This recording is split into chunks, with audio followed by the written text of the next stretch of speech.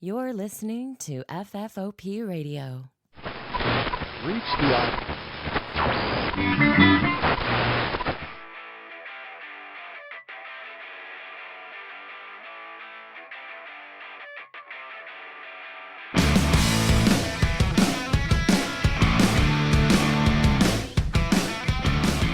Hey everybody, and welcome to the show. My name is Dave, and this is the Reviewniverse from FFOPradio.com. That's where all my stuff comes from. So let's jump right into it. I'm very excited that this idea is coming to fruition, but let's not get ahead of myself in that regard either. Let me introduce my co-host for the episode, PJ Status Foo, back on the show. What's up, man? The one and only Poop J. The one and only Poop J, of course. Sometimes RJ. Sometimes. Less and less. You know, the grace that I live on now is like, since you guys aren't in the same vicinity at the same time together with me, it's easier to delineate. If you're both together, it's totally fucked. Yeah. Of course, over there in the co-host position, always Krista. She's also the producer? I am the producer. Yeah, okay. So, guys, it's the Reviewniverse, and we're doing the idea that I pitched what feels like a lifetime ago. So, PJ is going to pitch me a movie, and it's a movie I'm excited to talk about. It's one of my favorite movies. I've seen it dozens, if not hundreds of times. It's Hot Fuzz. The movie that I've so happened to watch more than any other movie in my entire lifetime. Yeah, full disclosure also, I was kidding. I have not seen it at all. So what you're going to have to do, PJ, is also, listener, if you don't want spoilers for a 40-year-old movie, like, look out, because here they come. So, PJ, what I want you to do is give me, you know how I like to review movies, give me a review of Hot Fuzz and see if you can get me to be interested in it. I think I tried this on RJ, and I don't think it worked. I don't even remember what I was pitching him, but it doesn't matter. Okay. Because it's your time to pitch me Hot Fuzz. Because, like, maybe we should unpack that a little bit, too. Because it's one thing so constant about you. It's like the ocean has the tide and PJ has Hot Fuzz. It's weird because I don't necessarily think this is my favorite movie, but I think it's the one movie that every time I watch it, I like it even more. And because I've seen it so much, like, it's a go-to movie that I choose when people are here. They're like, what are we going to watch? And I'm like, why don't we watch Hot Fuzz? Well, then everyone always ends up loving it. So, but here's the thing: this is confusing. So, what to you, like, is that you say it's not your favorite movie, but like you watch it at literally every opportunity, you're chomping at the bit. So, what to you is your favorite movie, and why isn't it this? And are you ashamed to admit it? These are the hard questions. My favorite movie is probably Shaun of the Dead, which is literally from the same trilogy. So. Okay, so yeah, so we're just digging deeper into this rabbit hole. Yeah. Shaun of the Dead is self-explainable. It's literally like one of the best comedy movies ever made. Now, see, you had talked to me in the Discord about how it's the Cornetto trilogy, and I never got an answer out of you for my linkage. I don't know how they're tied together outside of winking to camera and knowing that it's the same guys in each movie. It's just the same main character. It's just Simon Pegg. Oh my god, I forget what his name is. Nick Frost and and the director. It's just Edgar Wright. Yeah, Edgar Wright. Yeah. Okay. So it's just the three of them combined, and literally the only thing that connects the movies together is Cornetto ice cream. That's it. Right. So yeah, I guess I get the meme now. in each of the movies, they go and buy Cornettos. And they eat them while they're like, and that's literally the only consistency between the three movies. So where does Paul fit in all of this? Paul is just the same two characters the together, quadrilogy. But it's not the same director. Rip off. Yeah. So. All right. So here it is, PJ. You have the floor. I want you to pitch me Hot Fuzz and give me the beats because I'm gonna have some questions, undoubtedly. Okay. All right. So. The film is very much a British cinematic film. So like when you watch it, it's the entire intro is just like setting the stage for the main character, Nicholas Angel, who is played by Simon Pegg. Okay. It basically is kind of like a story beat of him and all the amazing and like over the top things he's done as a London police officer. So he's kind of like he's stopped a Santa Claus who tried to stab people, so he gets stabbed in the hand. His arrests are 400 or 500% higher than any other police officer in their force. He's constantly turns down promotions because he prefers to be like in the field. So he's very much like this guy who just wants nothing to do except work. Like he's so like into work. Mm-hmm. So it's just basically you get like a few minute reel of all these crazy things that he's done. And then it kind of leads into him being pulled into the office by his superior, and they're going over all these things that he's done to him, like saying them back to him, and then asking why he doesn't want to move up. And then they mention to him, well, since you don't want to move up, you're making us all look bad. So we need you to stop doing that. So in order to do that, we're going to move you out to the boonies to a new police station. He's like throwing a fit. Like, you can't just remove me because I'm a better cop than everybody else. And he goes, yeah, we sort of can. So, so we're living in a heightened reality of sorts, because like obviously this character would never exist in the realm of reality. Yeah. He's very over the top. Okay. So this whole scene is he talks to his higher up, and then he complains to his higher up, and he's like, well, I want to take this higher. So they pull down another one, that person's higher up. And then he literally says verbatim the same thing that the previous guy said. Like same way, same ice-breaking question to him. Like, and then he goes, I want to take it even higher. So then they bring down literally the police of the whole chief, or the police chief of the whole thing. And then he comes down and literally says the exact same thing as the previous boss said. And it's all like, I forget which actors it is off the top of my head, but it's all like incredibly well-known English actors who are playing these roles. So like you'd be surprised as you watch the movie how many like big name actors and actresses are in this movie. It's insane. Well, so what's going on here? Is there like, is it part of the comedy that they're doing the same thing over and over again, or is there a conspiracy at work here? No, it's the whole comedic element that they've obviously rehearsed it because they knew what he was gonna say. Okay. So like they're literally saying the exact same thing. Right. Then, okay, I get it. And then they finally tell him like, so yeah, we're gonna move you out to this town called Sanford. He's like, well, I really didn't want to go there until I retired. And they're like, well, this is like an early retirement.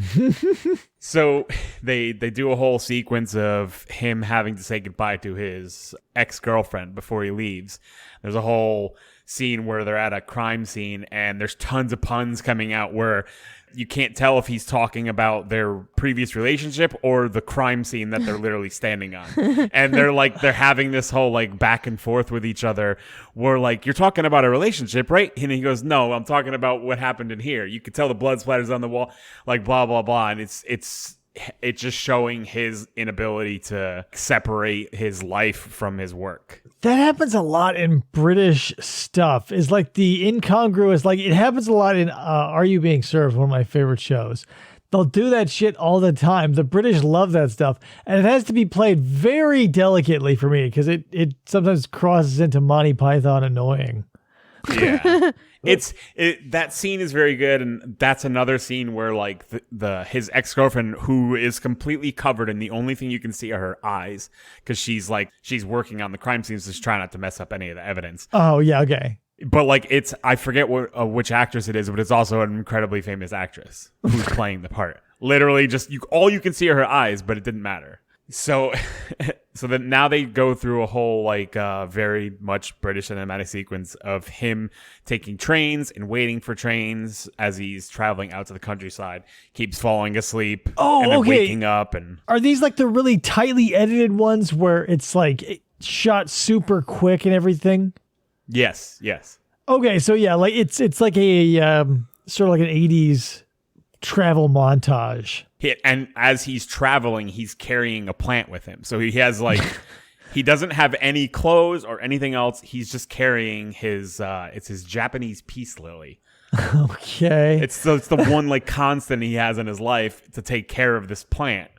So he's bringing the plant with him. Right. And all of his stuff is being shipped up at another date. So he's just getting there ahead of time. So he gets there ahead of time, has a whole sequence with the innkeeper where they're talking back and forth to each other, and he says like hag, and he looks down and she's doing a crossword puzzle. So like he made it sound like he was calling her a hag, but he was telling her which he's like, oh, it's 13 across. Oh my god. And then like she looks up at him and says fascist, and she goes 19 down. And then like there's tons of like comedic sequences in the movie that happen like that, where you don't know what the hell they're talking about because they're doing multiple things at the same time. I gotta tell you, I'm not a huge fan of like the willful ignorance of certain situations as a concept. It's kind of well done. All right, so he goes to like check in to the inn. He doesn't start work till the next day, so he decides he's gonna go take a walk out on the town. He ends up going to the local pub. Now, mind you, this is a very small town, so there's not a lot of people living in this town. So he goes to the local pub, and he's sitting there, and he's introducing himself to the two owners. It's kind of like already starting to show you the personality of some of the characters who are going to be like main characters throughout the entire movie. And he's standing in there, and as he's going back and forth with them, and he just orders like a cranberry and ice instead of like any kind of alcohol. He's sitting there, and he hears like this obnoxious laughter, and he looks behind him, and he's looking at all the people inside the bar, and then like a light kind of flashes at him, and he like squinting and really like staring at them, and then he stares at a sign that says patrons must be 18 or older, and then like all of these kids look like they're 15.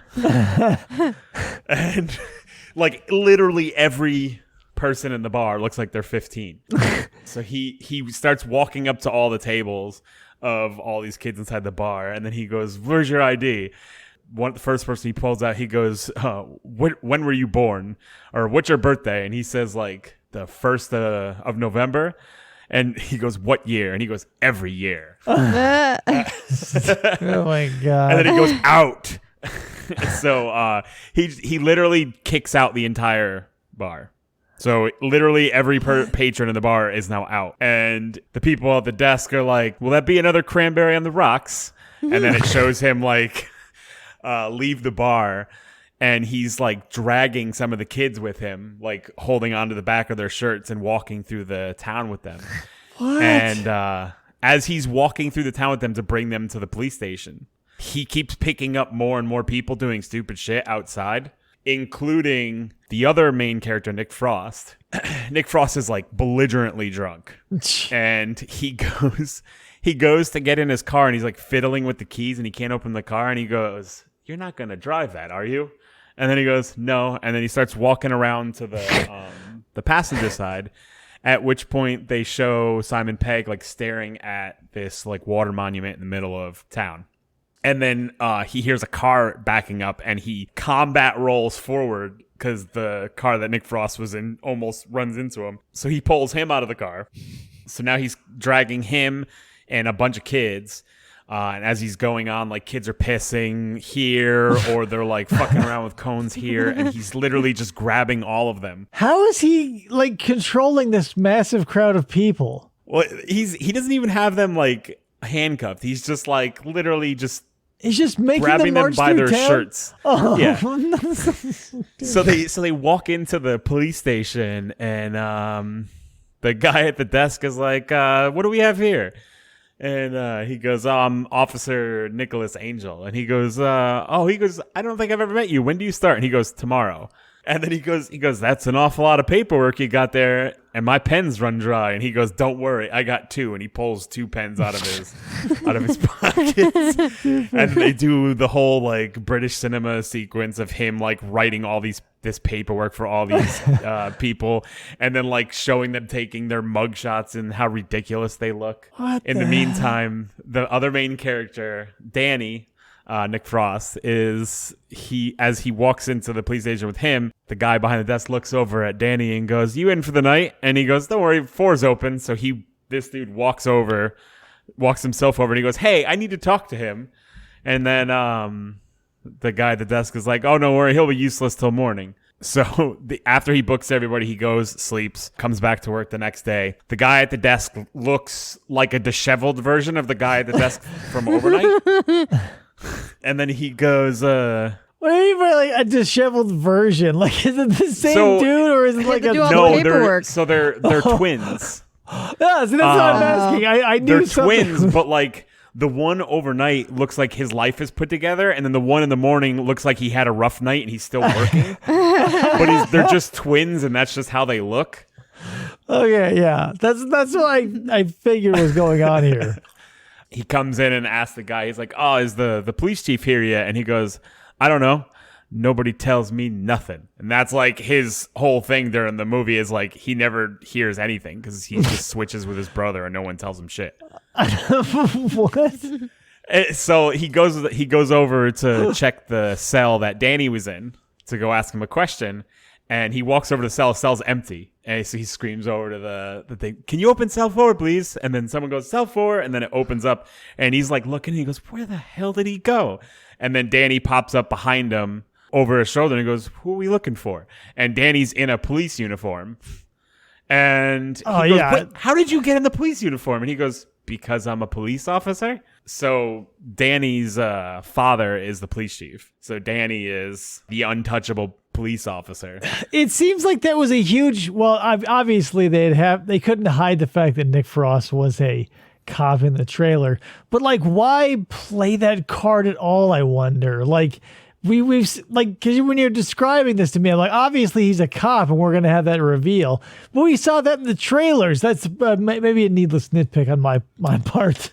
That happens like relatively early on, so they don't like hide that fact for too long. Okay. So they have a whole sequence where they show him around the police station. They like show him the evidence room, and it's just full of cobwebs, and there's literally nothing in it. Then they show him like the SWAT room, and it's just spider webs everywhere, and there's all that stuff is just sitting there on the shelves. And then they walk up to the neighborhood watch room, which is this guy who's literally got all these cameras in front of him, and he's going on to Nicholas Angel about how he runs a tight ship. He's like, these cameras see the entire village, like I can see anything's going on.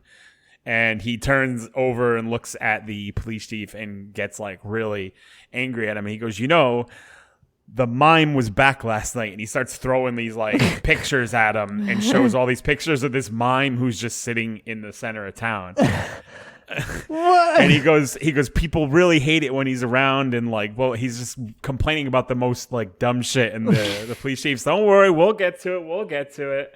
And so the police chief then walks down Nicholas Angel after showing him around the whole station. And then they get over to the main room with the rest of the police officers and goes, "And now we have to deal with Danny's punishment for his little driving endeavor last night." And then he goes, "Rocky Road ice cream." So he hands all of them Rocky Road ice cream and forces them to eat a giant bowl of Rocky Road ice cream as Danny's punishment for almost crashing the car while he was drunk the previous night. Like the heightened reality of the situation is walking that line for me, where I'm like intrigued by a lot of what you're saying, but then something stupid like that, I would be like, "What the fuck?" It's so a lot of this is building to the onto the fact that the village that he's in really defines themselves because they're considered the best town or the best village in all of England because they have no crime. So Okay. like, but the problem isn't that they don't have crime. It's just that nobody prosecutes and they don't report anything. Hence why like he put all those kids in, and then the police chief comes in and says, "Oh, don't worry, we've dropped everything on all them. They're just boys being boys or doing stuff like that." And then he's like, "They're all underage. They can't drink." And he goes, "Well, it keeps them out of trouble, so we let them go into the thing." And then they always bring up it's all for the greater good. They're constantly saying it's all for the greater good. So this isn't a matter of like it is a safe town and there's just something foul that runs under the surface that like is seedy. No, it's just like a denial of reality. Sort of, yeah. So like What? But a lot of what happens plays out later on. There's something that happens that ties everything in. Well, I'm sure. So like what's going on throughout the movie. After they do the whole walkthrough thing, they're like, "Oh, it looks like it's about lunchtime. Let's go take a break." So they go to the pub and start drinking at 11 o'clock in the morning while they're on break from being police officers. The only person who's not drinking is Nicholas Angel, and they're like asking him about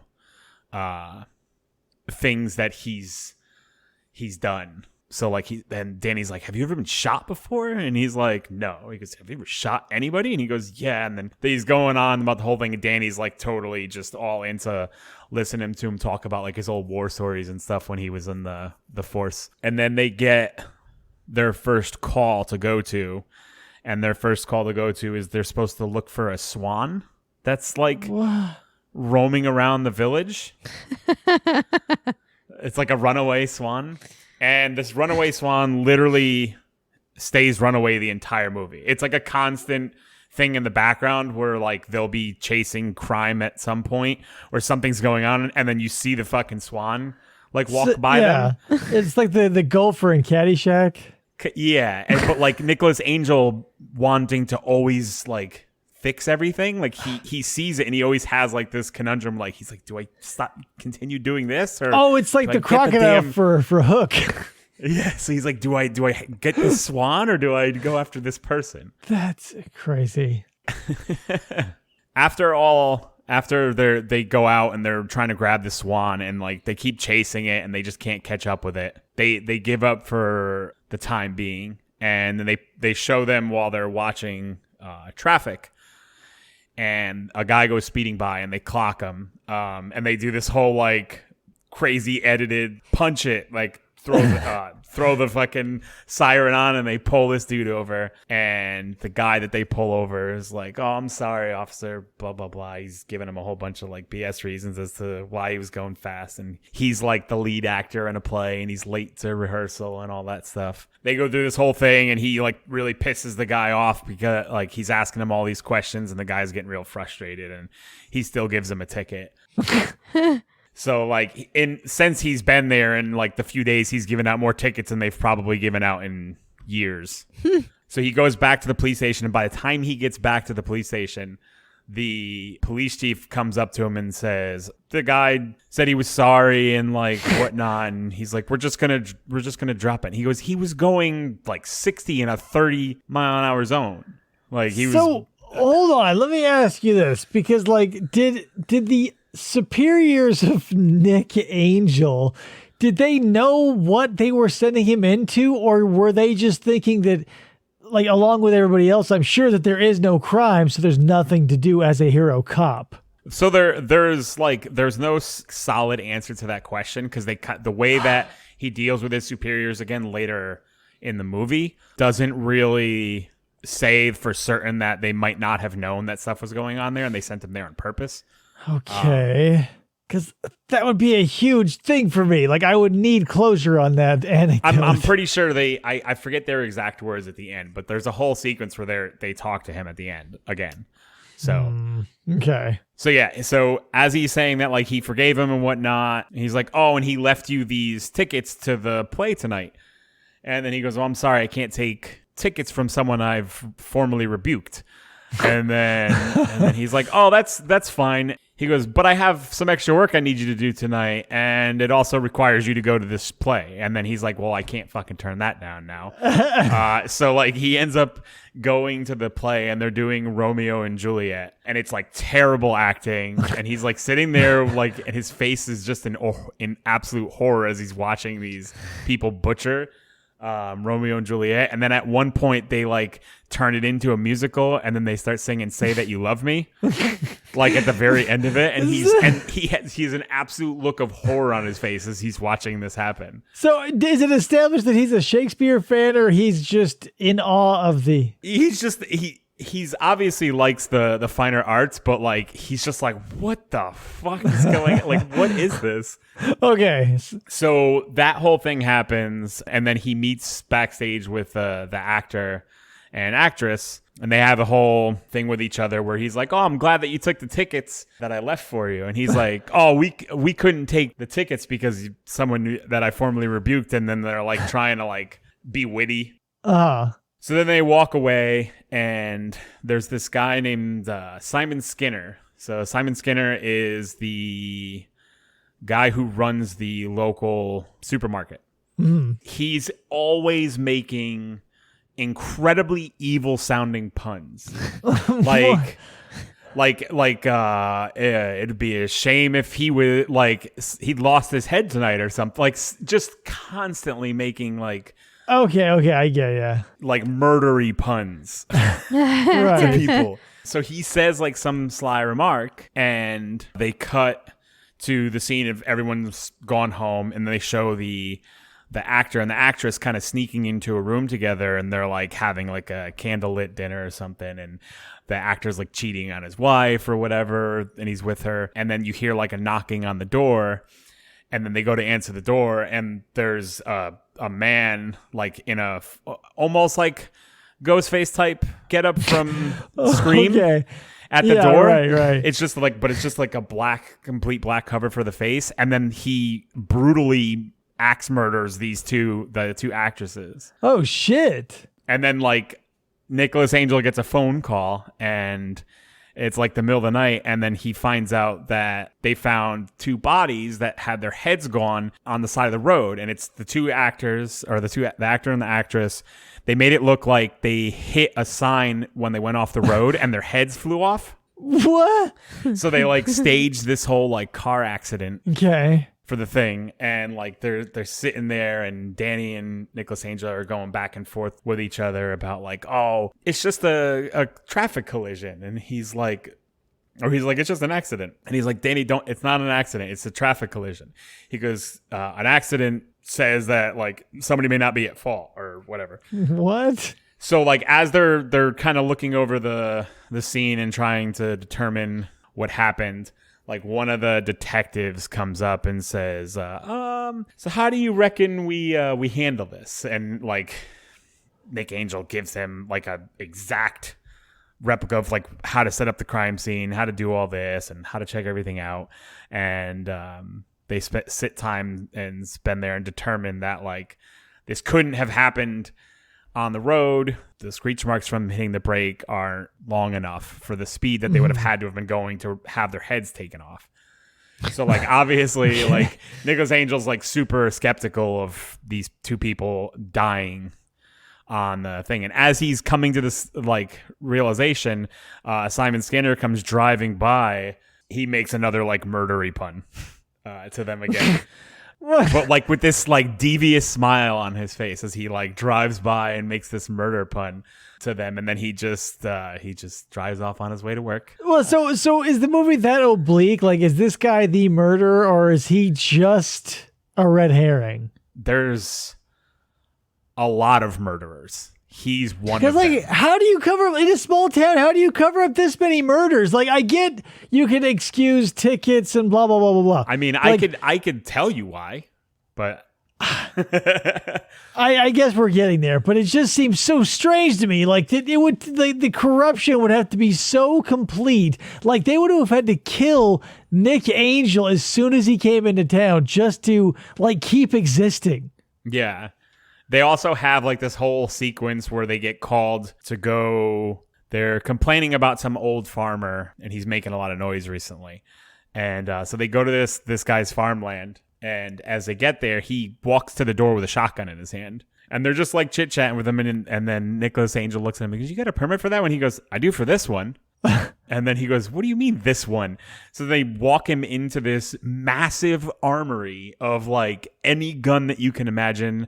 There's a underwater mine from World War II, and this guy's like, What? like So why does he give him, like, is he just crazy, or like what's he's going just- on there? Because he's probably used to like other people just ignoring the fact that he's had it.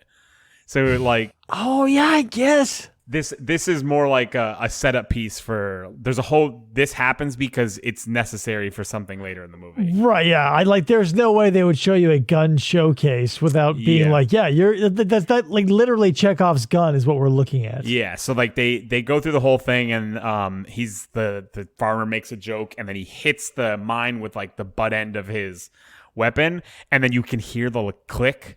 Like it just set, so they all go running out of the building, and then like they like do like this whole dramatic jump over the hedge, like it's gonna explode or something, and then nothing happens.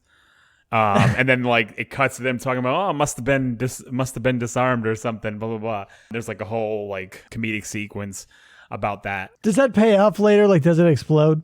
Yes. I knew it. Yes. So they also show a sequence of them taking all this guy's guns and putting it in the empty evidence room. So now there's like a giant, massive armory of guns and ammunition in the evidence room. I can't believe they actually took it. Yeah, well, because it's Nicholas Angel's literally just that's just how he is. Oh yeah, I guess. But yeah, okay. That makes sense. I thought we were going to have a scene later where like they show up to the old man's house, like, "We're back for those guns, old man," and then like that's when they do their thing. But if he just confiscates them, I guess that makes it easier for everyone else to get them, though. If everybody's corrupt, as my conspiracy theory is. Yeah. All right. So they have a few more days pass by, and like you can see like the nature of like how boring the days are is getting to Nicholas Angel. So like finally he breaks down, and every day Danny's asking him pub, and then he keeps saying no, and then he finally agrees to go and drink.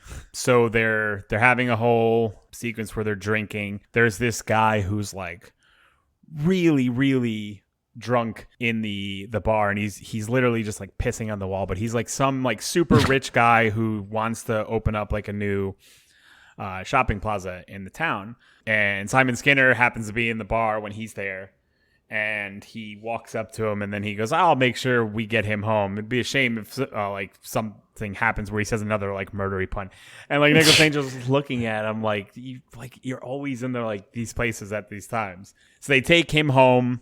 They show a whole sequence of him while he's at home preparing like food and stuff, but like he's super drunk and all over the place. Then they cut back and show Danny and Nick. They're still hanging out. It's like super, super late at night. And Danny this entire time has been like, he's like super into Bad Boys 2. So like he's like, "Oh, come back to my place. We'll watch a movie." And then they get there, and he's like, "All right, which one do you want to watch first?" You want to watch this movie, or you want to watch Bad Boys? And then he's like, "Wait, what do you mean first?" He goes, "Oh, because we're gonna watch both of them." It's like 1:00 in the morning. They're both drunk. So they decide to watch, and it's that and oh my god. What's that heist movie from the 80s? The big one. What? The heist movie from the 80s? Yeah, the bank heist movie. Heat? Was that what it's called? Something like that? Oh, yeah. With, Al Pacino and Robert De Niro. Yeah. So they watch okay. that, and at the end of that, and like they do the whole scene where he like shoots the gun up in the air and he starts yelling. And like Danny's like mimicking it out and acting it out in the in the house, and then they put on Bad Boys 2, and he like jumps back on the couch and goes like, "Yeah, boy," and like he's like super excited to watch how ridiculous this was, and like Nick has never watched movies like this before, so he's just like, you can see like the look on his face, like, what the hell? And as they get ready to show like a massive explosion in Bad Boys, they cut over and show the dude who had gotten taken home gets murdered by another person in like the black cloak. And then they stage the house to look like he was still cooking his food and left the stove on, and it as they time it so that the bat explosion for Bad Boys matches up with the explosion at the house. So his massive like mansion just explodes and he dies in the explosion. Again, like they go back to bed, they get the phone call, another accident. So as because a lot of accidents happen around here. And he's like, yeah, but they're all accidents. Like it could happen to anybody. There's a whole sequence where Nick goes into the supermarket to grab some stuff. And he's like walking through the aisles and he's in his police garb and whatnot. And some dude is just shoving stuff in his pockets and shirt and everything that he can like find in front of him. And then like Nicholas Angel's just staring at him and he stares at Nicholas Angel. And then they have this whole chase sequence where they're flying through the back alleys and stuff. And well, so I'm so confused. I guess I'm not confused, but I'm my interest is piqued because if this is reading strong of like satanic cult to me, like if you're going to take like a police procedural to the nth degree, I feel like you should blow it out to an 11, the thing that never, like literally never happens, but like this feels like a satanic cult that's running a small town. Is that a yay or a nay? pretty much, yeah. I knew it. Like that's fucking crazy. Like, okay, so keep going. All right, so yeah, so he does this whole chase sequence through the town. As he's running, he runs into he sees the swan as he's chasing this dude, and like he runs into Nick, and he's like, Nick, go after the swan. I'll get this person. So they show Nick run off after this swan, and like he keeps chasing this guy, and the guy almost gets away from him, but he takes like a spray can and like throws it at him, hits him in the head, and knocks him out.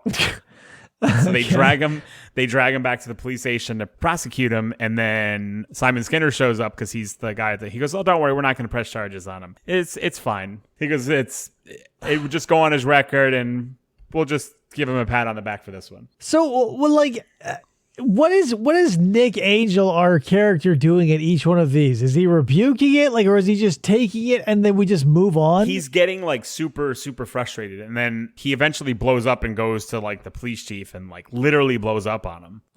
And it's shortly around this period in time where he like screaming at him like, all these things keep happening. You can't keep just acting like they don't happen. And like he's getting really angry and mad, and then that's when the police chief tells him, he goes, oh, you're just like the last guy that we had here. Mm-hmm. He goes, there was only one big difference between you and him. And then he's like, well, what was that? And he goes, he had a great big bushy beard. And then like he keeps turning everything into a joke, and like Nick is like losing his shit because like no one's saying anything serious. People are dying, and he's like, he feels like he's losing his mind because like everyone around him is just so nonchalant about everything. Like almost like they're used to seeing this and they just look past it. They're gaslighting, totally. Yeah, so he's like, he feels like he's losing his mind. Okay.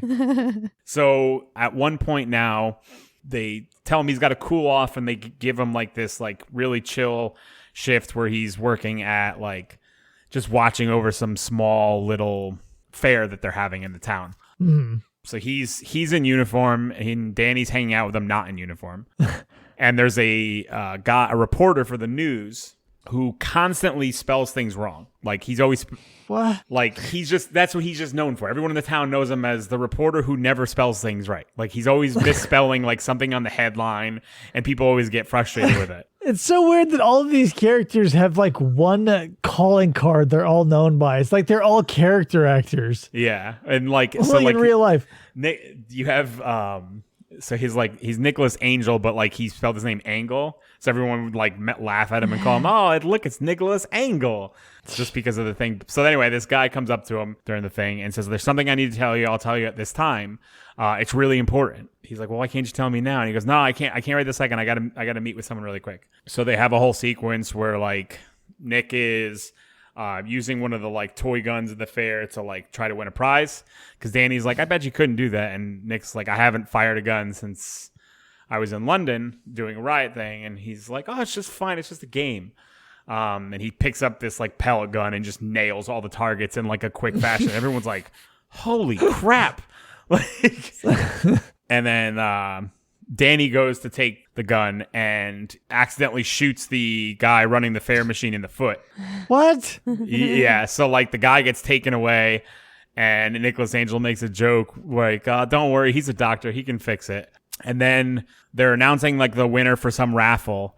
And then Nicholas Angel looks down at the time and realizes like, oh shit, I'm supposed to meet the reporter. So he goes to run over to where they're supposed to meet, which is just around the corner from where they are. It's like a giant church, like an old style church. And during the sequence, they show the reporter standing there looking at his watch. And then they cut and show a person with the black mask on the rooftop of the church. As he's up on the rooftop, he pushes part of the like one of the corners of the church off, like a pointed corner, and that pointed corner literally falls and goes through the reporter. So like it's just completely impales him through his head. And as this happens, like Nicholas Angel turns the corner, and then like he screams, and like everyone around the corner comes running over, and then the first thing the police chief says, "Oh, there's been a terrible accident. Everybody like." Just stand back as they're looking at this man who's just been completely impaled by this thing. And then Nicholas Angel quickly runs up to the top of the church because he saw it come from the top of the church. By the time he gets up there, no one's up there. Right, yeah.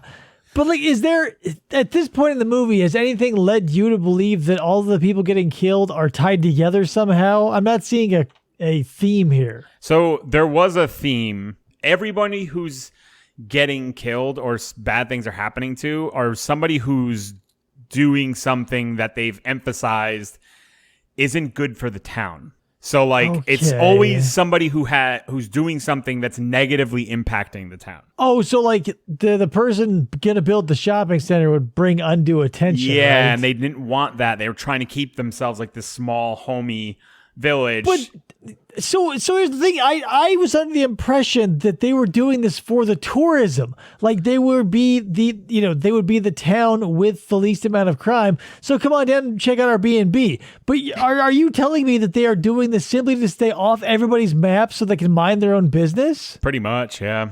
And it's That's fucking crazy. The people that are doing it are all older. Like they're all probably in like their 50s, like mid 50s and up.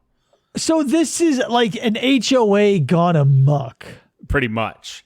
That's fucking crazy. So after they go through that and they deal with all the paperwork from that and whatnot, at this point, like Nicholas is trying, like somebody had killed these, so he tries to say that Nicholas Skinner did it. Nobody believes him, so they continue on and go elsewhere. But he's trying to say that Nicholas Skinner has been at every scene almost directly after things have happened.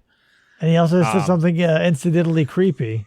Yeah, so like the next day they show Nicholas Angel, he's walking through the town and he's like trying to cool off, and he's going to a flower store to buy Danny a present for his birthday because he missed his birthday. So he was going to buy him a Japanese peace lily like he has. Okay. So he goes to the flower shop. He's talking to the woman at the flower shop, and she's talking about how she's moving out of town, and then today's her last day. She's like, oh, I'm moving out of town. Today's my last day. I sold the land to this person. They're going to do this in the area. I think he's like starting to put like connections together. Uh-huh. And then as he walks out the door and it's like hitting him and he's sitting there thinking, literally the freaking guy in the mask and stuff literally walks in the store behind him and takes like gardening shears and shoves them in her throat, like behind him. What? Literally in the store. So he turns around and sees the shears like sticking out of her throat and like starts chasing the person in the mask and cloak. And so he goes through this entire like really long chase sequence, and he's struggling to catch up. Like, what the fuck? This person's so fast. Like, he can't catch up to them at all. And he's like super cop, and he cannot catch them. This feels like the cult aspect of it was placed as an after the fact thought, because it feels like there's going to be a bunch of murderers. I feel like that's the path we're leading down with this movie. And, he's chasing probably not the same person. So he in this sequence, he's chasing two people. Yeah. Okay. So exactly. So like this, it feels like the costume is for the audience's benefit that is then like worked in. Like, oh, what if they're a cult member and you can't see their face? Then we can do all kinds of crazy shenanigans. Because like if they're going to keep brazen enough to kill someone literally inches from the police dude, you need that mask.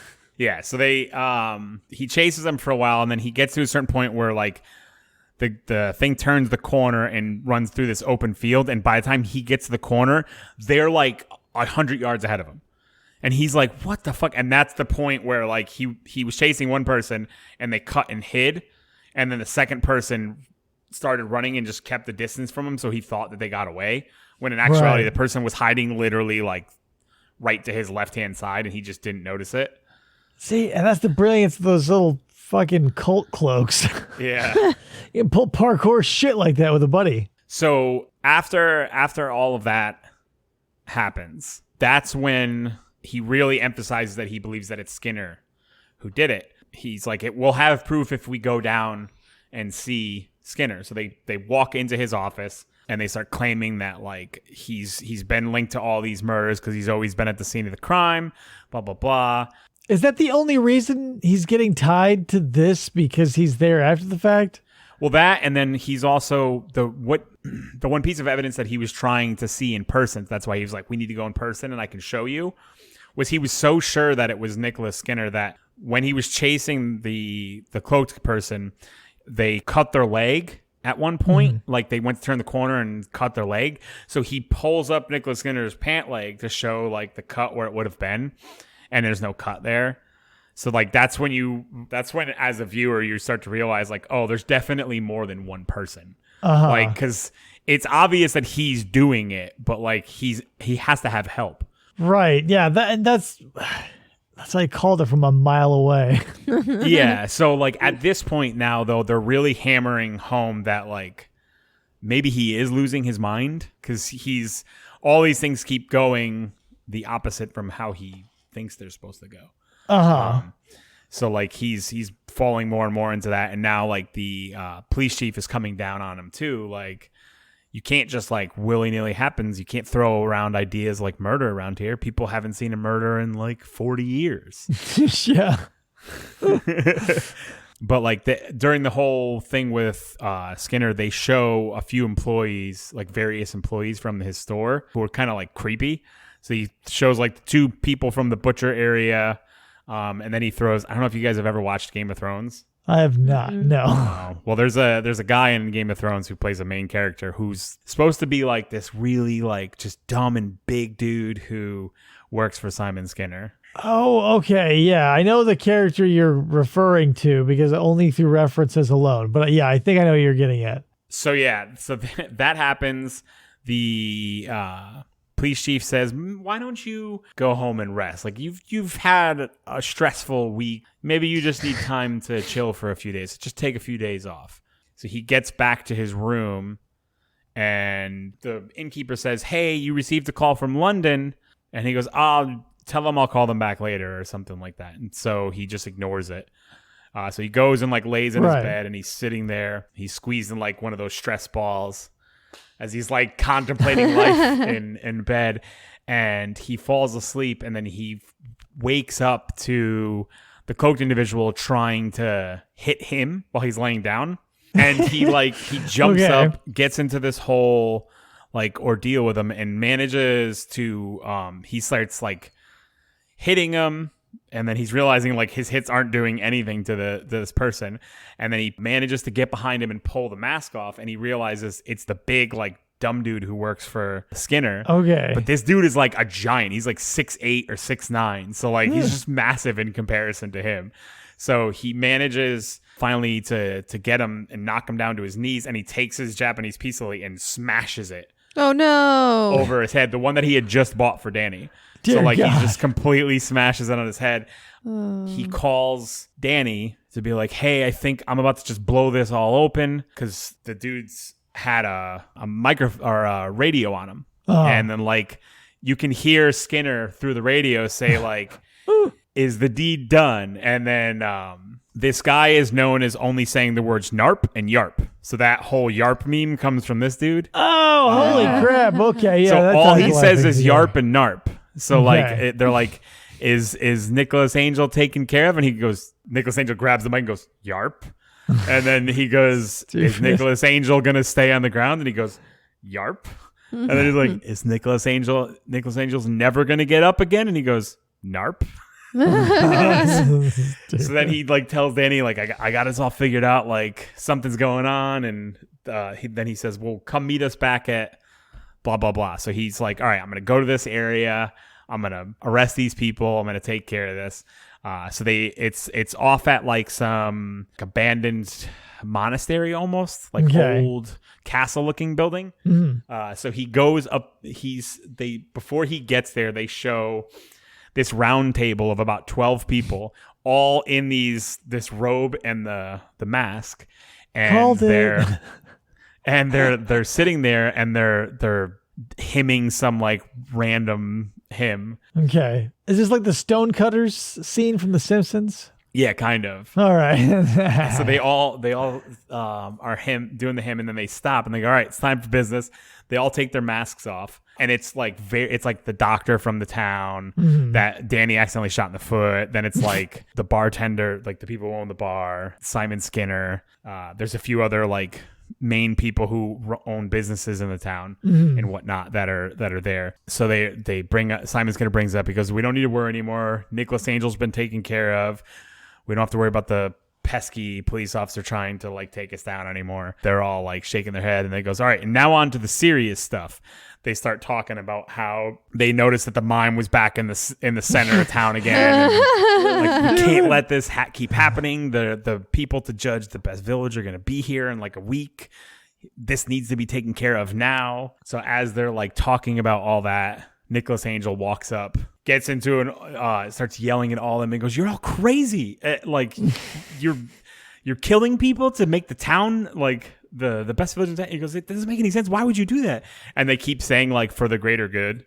Like, and every time he like says things, they just keep saying for the greater good to like emphasize specific points. Is this an alien cult?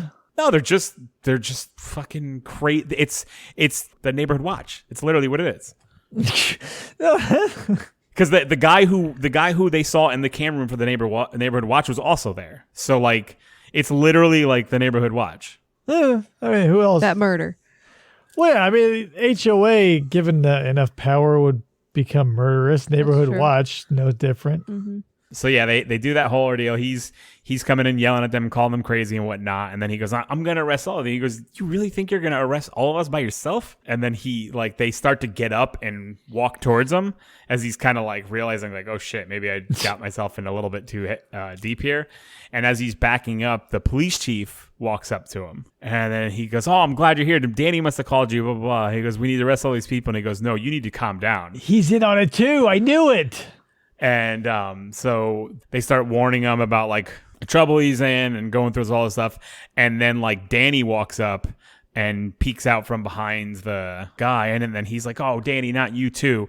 And then Danny pulls a knife out and just jabs it into Nicholas' like chest. So hold on. So, but I'm still reeling and confused by one thing. What's that? So they want to be voted the best town, but that's again to what end? If they don't want outsiders, are we not like what are we? It's just an illusion. They want to look like the best town. They don't want outsiders there. As long as they don't mind outsiders there, as long as they don't do anything to fuck up how the town currently is. Or ask questions. So they are into tourism, but just day trips or just people passing through for bed and breakfasts? Pretty much, yeah. They just don't want people to fuck up how the village is the way that it is. Which is crazy because, like, well, whatever. Yeah, I guess if you're after, but like, what amount of money could, like, if the Arizona Republic out here were like, oh, this is the best. It was like, who cares? Like, what is the revenue that like it's worth putting up with like rampant murder and like theft and like drunk driving? Like, what is it all worth in the end monetarily for this village? Is what I'm getting at. Who the hell knows? It's ridiculous.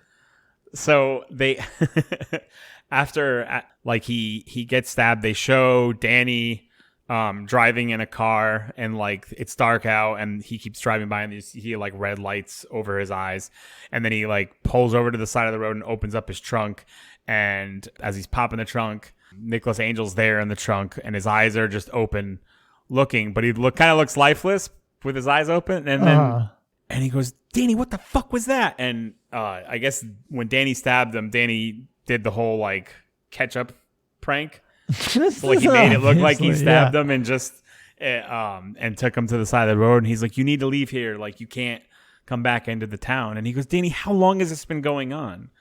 And he goes, I didn't know they were killing people. They always said they were just going to take them away or send them on their way. And he goes, what do you mean you didn't know they were killing people? What do you think they were doing?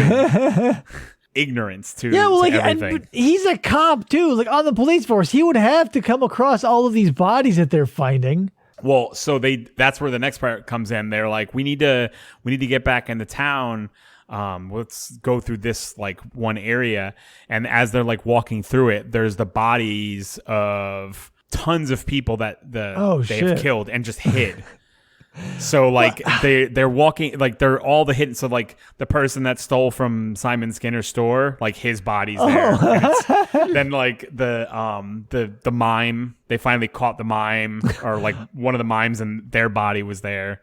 Okay, and, like, so this is a little more clear to me. It feels like what we're talking about now is like the neighborhood watch isn't so much a cult, but it's like a straight up vigilante group that punishes every crime with death.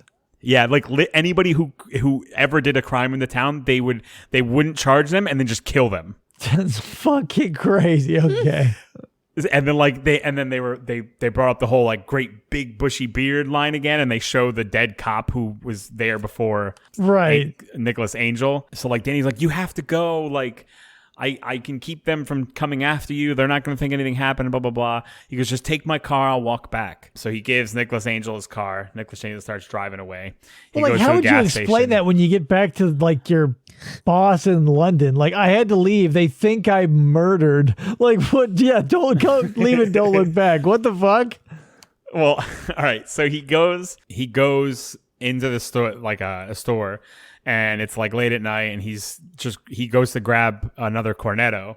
This is like the second time in the film that he's grabbing a Cornetto. And as he walking through the store, he sees Bad Boys 2, like the cover of the DVD, and he's like staring at it for a second, and then like right next to it are like aviator glasses. So he grabs a pair of the glasses, puts them on the counter, buys a drink, and then they show him again in the morning, and he walks into the inn, and they're like, London called again, and he goes, tell them I'll call them back. And he walks with purpose, walks into his room, grabs some stuff, walks down to the police station, and all the other police are like, oh, what was it? The police chief said you were gone, that you weren't coming back. Like, what are you doing here? And then like he's like he starts screaming. He goes, get everybody together. I need to tell you something like right now. And then he's like trying to tell them all like the police chief's in on this. Like what did you guys think was happening? Like, how did you think that there would be no murders and no crime for years? Like, are you guys all idiots? Like, that's a valid point. Yeah. Trying to like pull all the police officers in, and they still don't believe him. And then he's like, I don't need you guys anyway. And he walks over to the evidence room where there's all the guns that they took from that dude, and just loads himself up with shotguns, pistols, ammo. And then like he starts driving a car towards the town, and he's like pulls up to near where the old farmer was. And then like one of the people from the neighborhood watch is like sitting there, and they watch him pull up, and they look at him, and he looks at them. They make a call over the radio really quick. Nicholas Angel is up at blah, blah, blah. And then like as they do that, he drives his car at them, and like they jump out of the way, and he like knocks them unconscious with the door of the car, and then takes the radio, drives a little bit more. So is he just like on a murder spree, or is he gonna like arrest all these people? So he basically decides to go straight up vigilante, that he needs to take everybody down.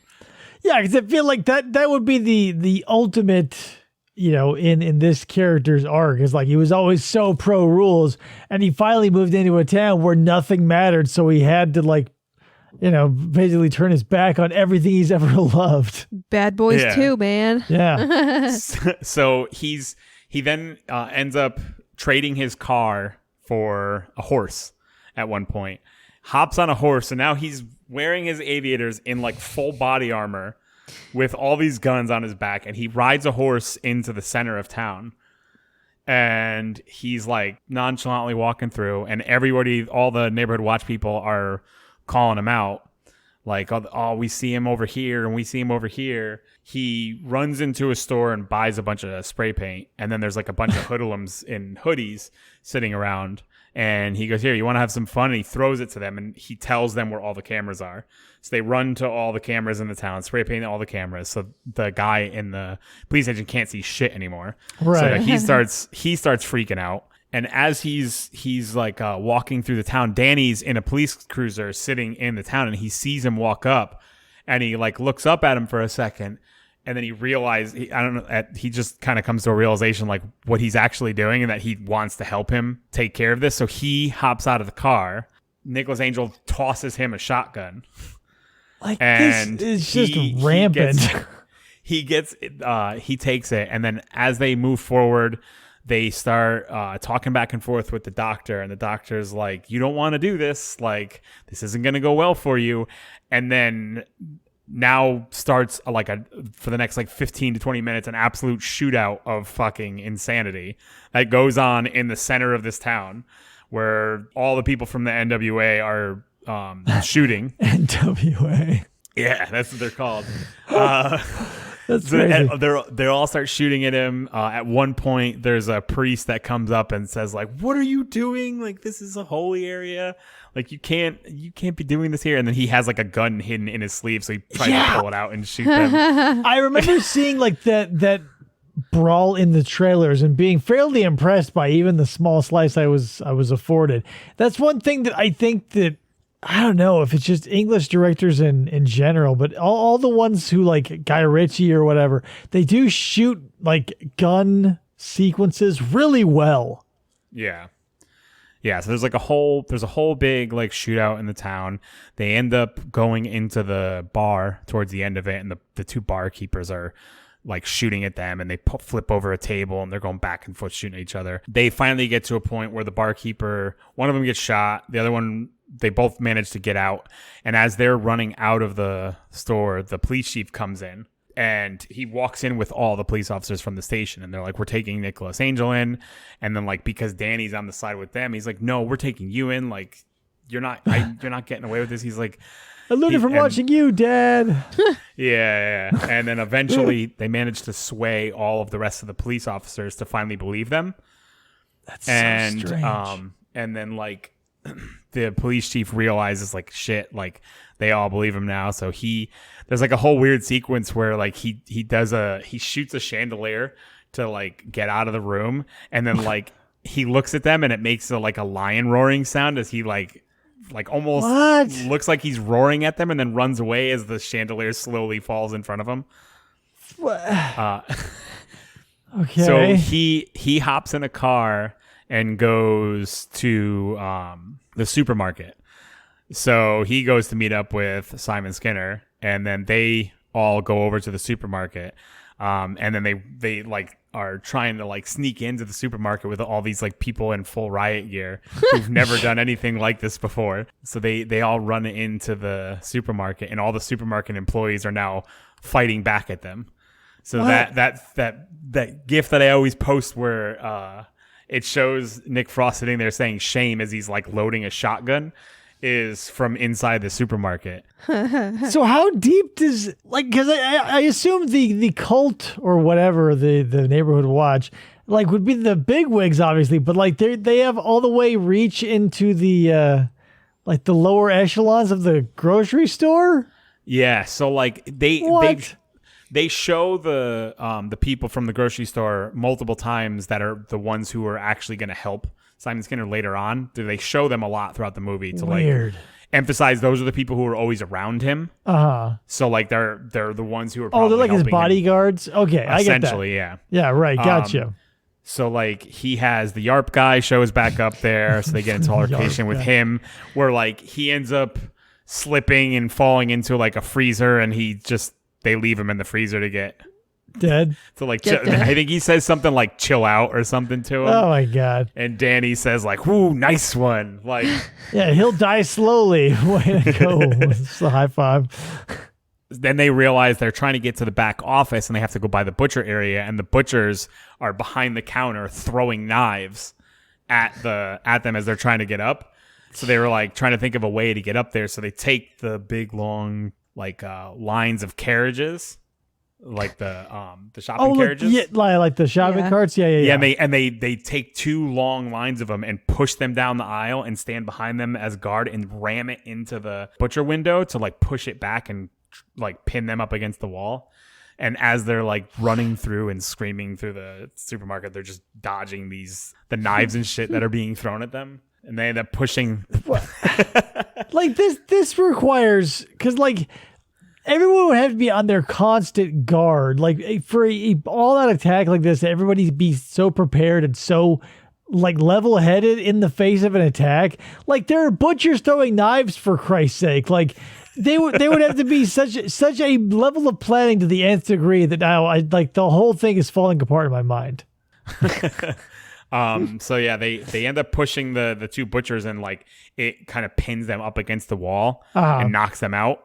So they both fall down. They end up finally getting to Simon Skinner's office and realize that he's run out the door with the police chief. So that them and the police chief get in this car. They get in the car that Nick and them drove in on. And it's like their police cruisers. So they're like shit, like he's gonna get away. We don't have a car. But they still got the horse, right? He makes it. No, the horse is still in the middle of the town. So the car makes it a little bit down the street, and the fucking Swan is in the back seat of the car and attacks the police chief as he's driving, and the police chief ends up crashing into a fucking tree. So he wrecks the car. I have like some sort of memory of like, did the Swan take one of his ears off? No, it just like attacked him as he was driving. Okay, maybe I'm remembering something else because I remember something along those lines. So also, just for reference, Simon Skinner is Timothy Dalton. Oh, okay, yeah. So he's like former James Bond. So like, it's so interesting seeing him playing like a villain because he's just like it's fucking James Bond playing a villain. Well, one of. Yeah. So like now they kind of cut to a sequence like after all this crazy shooting and everything is going on, and the people are in the people who are raiding the village are literally standing there in the middle of the village as after like seeing all of this giant shootout just happen around them. So it kind of just shows them like pieces of the town are just like falling apart literally. And then it cuts over to now Skinner and Nicholas Angel are having like an altercation, and their altercation now that they're outside of the car is there's a giant model like of the village. Oh. So like it's a model, so it's still relatively small. But like it's pretty big. So like it's the buildings are up to like past their waist and stuff. Okay, so we're gonna like a Godzilla type thing going on here. Yeah. So they're literally like fighting in this thing, and for the most part, like Skinner's beating the hell out of Nicholas Angel. And then at one point, like he goes to do something to him, and then he slips. And as he slips, he like lunges forward, and the underside of his mouth, like right near his throat, goes up. He slips and falls onto the edge of the church, and it goes through his the underside of his mouth and out of his mouth. So now he's got like the piece of the church like sticking out of his mouth, coming out. Okay. And then he's like, he's trying to talk with it, and he's like, "Ouch, this really hurts." And then like as that happens, the helicopter comes flying by over Nicholas Angel's head, and it's the London police who show up like right as all of this is happening. He's having like a conversation with the London police, and they're like, "We've been trying to contact you for days now." He goes, "We knew something was up, and then we had to come out here to see what was wrong. We need our star policeman back because they're like the numbers are down and things aren't working out like we planned." And whatnot. So they're like, "Would you come back to London?" He goes, "No, I'd rather like it here." And as they're having this conversation, they showed like Timothy Dalton on the back being wheeled on a stretcher with the thing still like sticking out of his mouth. So like they just like broke it off, and they're just taking him to the hospital. And then he's like just going on about how he really wants some ice cream, but like he can barely talk because this thing is through his mouth. Well, I don't understand. Like, why does he want to stay there? Like, now that basically everybody is dead, He can start it up again and be the chief. but Yeah, like, so his Nick becomes the inspector for the village, but that's and Danny becomes like, the sergeant. But here's the thing. It's been firmly established that he likes the work. He gives up promotions to do the footwork. So at the end of it, to be like, yeah, now I'm going to be the king shit of a sleepy little town. Like, that seems to be going against character. Yeah. Well, What so the at the but there's one more major thing that happens before the movie like slowly fades off. Okay. So they go back to the police station. They're all celebrating because they stopped all the craziness in the town. And as they're doing this, the guy who would sit up at the cameras and watch everything walks down the stairs, and he was up there the entire time. And he goes to go after Nick, and there's like an altercation that happens, and they end up. I think it's either they shoot something into the evidence room or they bump into the evidence room and the sea mine is in there, and he falls on top of the sea mine. What? And it arms the sea mine, and the fucking police station just explodes with everybody in it. With everybody in it. Everyone's still in it when it explodes. Yes. So and do then they like die? Like, we're just left to believe that they're dead? Oh, it was Danny jumped in front of the guy went to shoot Nick, and Danny jumped in front of Nick and took the bullets. So this guy walks out with a shotgun, and Danny took a shotgun blast to the stomach. And then Nick and this guy have an altercation, and then he ends up setting off the mines. And now Danny had just gotten shot with a shotgun, and then the fucking police station blows up on top of him. So they're all getting out of the rubble. Oh, so they survive. Yeah, but like, so Danny had his vest on, and the vest stopped the shots. Yeah. I think he only got hit with like one of the pelts in his arm, but like for the most part, the shots were mostly taken care of by his vest. Yeah, but a whole police station exploded. Oh yeah. But like, so now and then they Yeah, everything's fine though. yeah, and then they just kind of it kind of cuts to them after that whole sequence when they're finally all back together and they're patrolling the streets and they're wearing their aviators and they're trying to look like Bad boys. like the two main characters from Yeah, Bad right. Boys. Hence why, like, when you look at the cover of Hot Fuzz, it literally looks like the cover of Bad Boys. But yes, that's basically the movie. Like, there's some more like really particular things that I like left out that better explain a lot of the things. Well, the broad strokes are basically all I needed, because the long and the short of it is, what you've described to me makes me sort of want to watch the movie, which is more than what I thought I would feel. I'd watch it. It is hilarious. That movie is just comedic gold, because Nick Frost and Simon Pegg are just, the two of them work so well together.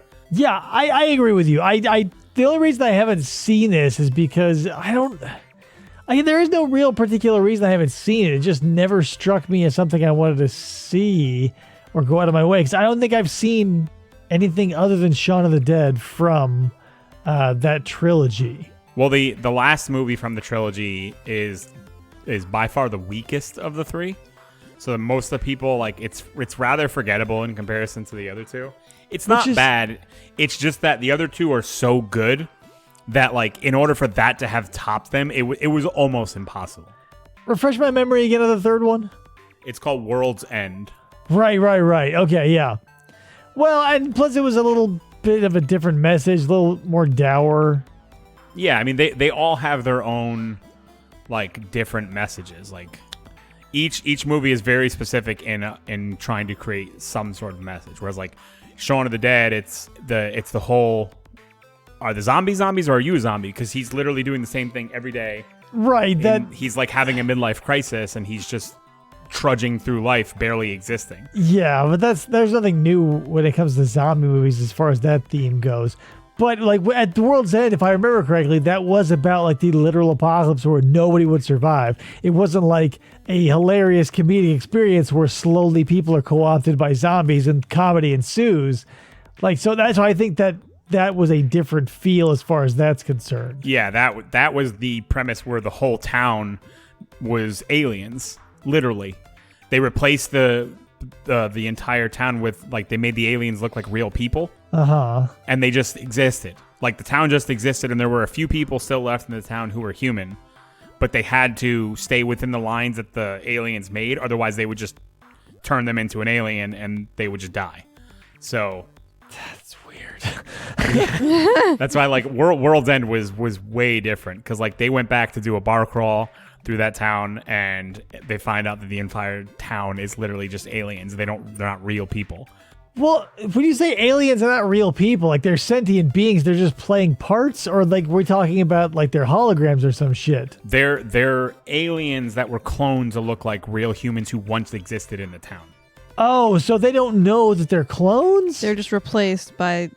They know that they're aliens, but they're like programmed to act like the person unless something triggers them to. So if something happens out of the ordinary in the town, like they'll notice it. As long as things go according to plan and just keep going, they're like a hive mind. This is fucking convoluted. Yeah, that's what I said. Like the last movie is more of a mess than anything. So, but it does bring up a lot of stuff that is in his movies, like England's relationship between public and private life, with them being like under surveillance 24/7. There's nowhere CCTV isn't a thing, and like so the need to like act along, like in Shaun of the Dead when they act like zombies. I get that reference and that motif, but also like Big Brother is still a thing. Even in the one we were just talking about, Hot Fuzz. The cult of the HOA is the Big Brother that they're afraid of. Yeah. So yeah, I get the theme, but like, the Cornetto Redler trilogy. Yeah. It's also cool because the Hot Fuzz was filmed in the town that Edgar Wright grew up in, so that was like his ode to his hometown. Because he's like, I want to make a movie that incorporates my home, the town that I grew up in. And Edgar Wright as a director, I absolutely love him. The majority of the movies that he makes are fantastic. Yeah, that's a cute thing about that movie, though. Yeah, so I think, I'm definitely going to watch this. It seems compelling enough, and like I do love a good dry English comedy, even though that sometimes it borders on the annoying with the like willful obtuseness of it all. It's also got a little bit of murder mystery going on in it too. Like I'm not worried about that. Like I take my mysteries where like they're the right length. Like in a book or a miniseries, a movie is way too short for a mystery for me. I'm too stupid to pick up all the clues in such a short amount of time. I mean, this one, it's hard to miss the clues. Right, that's what I'm saying. Like, it doesn't. That movies never feel like a mystery to me because, like, even if they're extra long, like let's say they're 2 hours instead of 90 minutes, the clues have to hit you over the head because we're racing toward that 90-minute mark. Whereas, like, Altered Carbon or whatever, one of my Pendergast books, there's time to spread your legs and like actually have a mystery. So I'm left more often than not being like, oh, what if? Than like, yeah, I see where this is going. Like, simply from your description, I told you there was a goddamn Satan cult in it. But it's also important to realize too that this movie is full of a lot of big name actors and actresses. Almost every person that you encounter in this movie is someone that you're going to instantly recognize. Well, that's all well and good. That doesn't do anything for the narrative, though. No, but it's like, gimmicks just are nice. Well done. You have to watch it. I cannot stress how much I love that movie. I literally love it. It just makes me happy watching because it's just, you don't even have to think too much about it. It's just like, it's just fun to watch. You just have to admit to yourself it's your favorite movie. That's all you got to do. It's fun to watch, man. Yeah, I know. So yeah, I'm definitely going to take it in based on your recommendation, and then maybe we'll have to touch base and see what I thought of it, because I don't know. Now that To the Moon thing is under my belt, I'm a little less sure in how we should be expressing things to one another. Hey, it's Hot Fuzz is just a fun movie. It's fun. One of my guilty pleasure movies, I haven't watched it in years, but one that I can always go back to, or rather two, Night at the Roxbury, the movie, and Basketball. Yeah, this is better than Wow. both of those movies. So even in the comedic Yeah, element. I'm not saying that either of those are good. I'm not saying either of those are good. What I'm saying is like there's and Night of the Roxbury are good movies. They're good comedies. they're fine, but they're not like.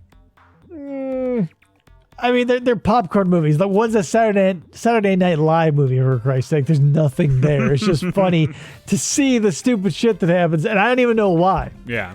Probably because I saw it in my formative years, and my nostalgia goggles are thick as Coke bottles. Yeah, but it's for anybody listening, Hot Fuzz is just fun to watch. It's a fun ride. All right, well, and I hope we've enticed someone else along with myself, because I don't think I won RJ over. I think you might have won me over, so time will tell if that prediction rings true. Here's the thing.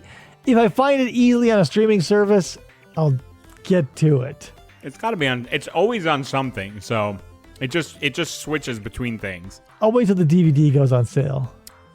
at my local FYE. I'm sure you could find the DVD for like a few dollars, literally. I'm positive I could. All right, man. Well, PJ, thanks for coming on and reviewing that for me and wetting my whistle for it a little, because I feel like I'm constantly trying to get people to explain, or not explain, trying to get people to watch movies through my explanations, a la The Video Dead. Yeah. And I'm not getting pitched any, so this was a fun experiment. Of course. All right, man. So we'll have you on again real soon. But so until next time, I'm Dave. I'm Krista. And I'm Poop Jay. Saying, you know what? Fucking, I'm going to watch Hot Fuzz. Asterisk, maybe not. See you next time.